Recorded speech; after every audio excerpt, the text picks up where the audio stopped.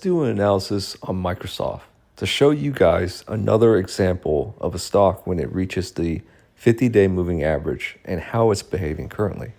Today, it's October 2nd, 2025, and we have the daily chart of Microsoft right here.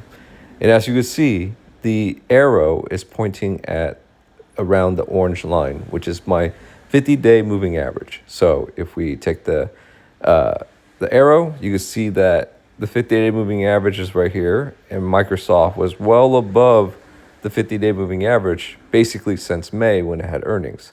Then it started to break its channel right here, come down, and violated the 50-day moving average right there. And as you can see, it didn't really sell too far away from the 50-day moving average. It sort of just kind of like hovered around it, came back up and down, and now it's back up yet again. So this area, again, if you follow the 50-day moving average, is typically a very powerful support or resistance area as well, depending on where the price is at. But in this case, it's powerful support.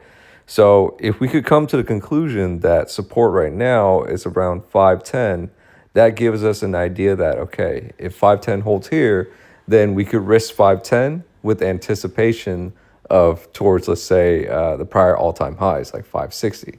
Right now, that's pretty ambitious, but in this market condition, it's looking pretty good. If we zoom out to the monthly, right, meaning every candle now represents 1 month, you could see that even on the monthly, the 50-day moving average works pretty well.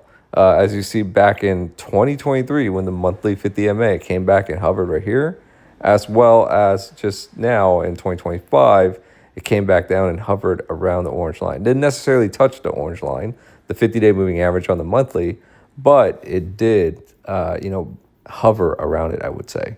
I guess actually, if you really look at 2023, it really did come down to the 50 MA and tapped it right here, as you can see at the 220 level, the 50 MA being the orange line. Anyways, folks, that is an example of the power of the 50-day moving average for swing trading. Let me know what you think.